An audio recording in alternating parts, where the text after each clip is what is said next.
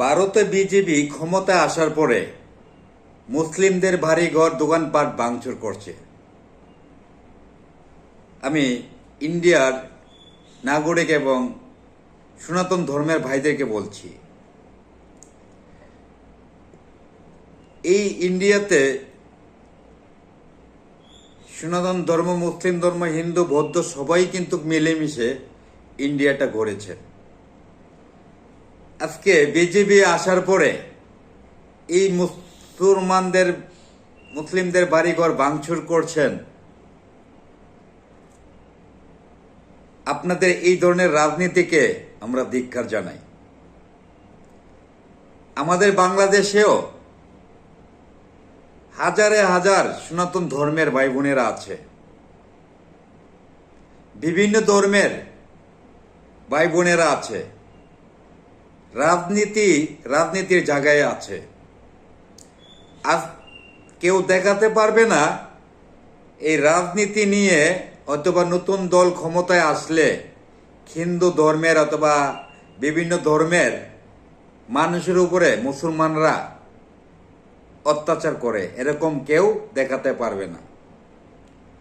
আপনাদের এই ধরনের রাজনীতিকে এবং বিজেপির জোট ক্ষমতায় আসার পরে মুসলমানদের ভারী ঘর ভাঙচুর করে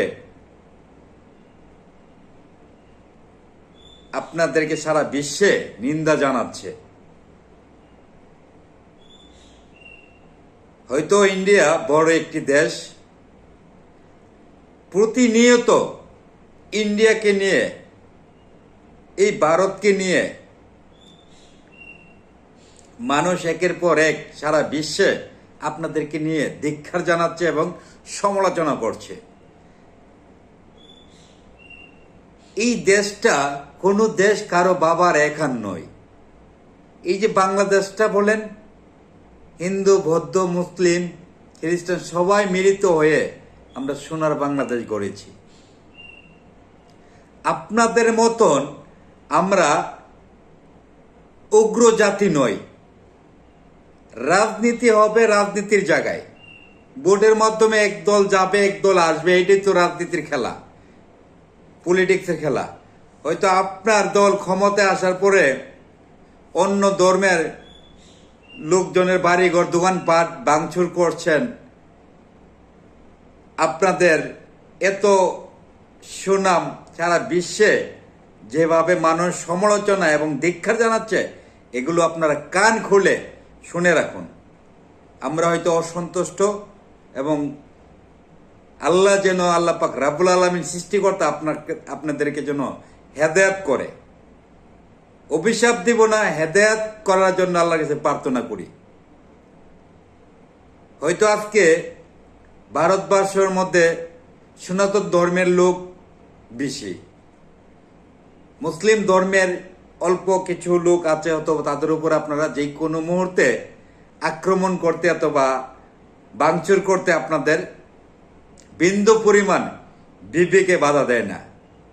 আপনাদের বিবেকে যেন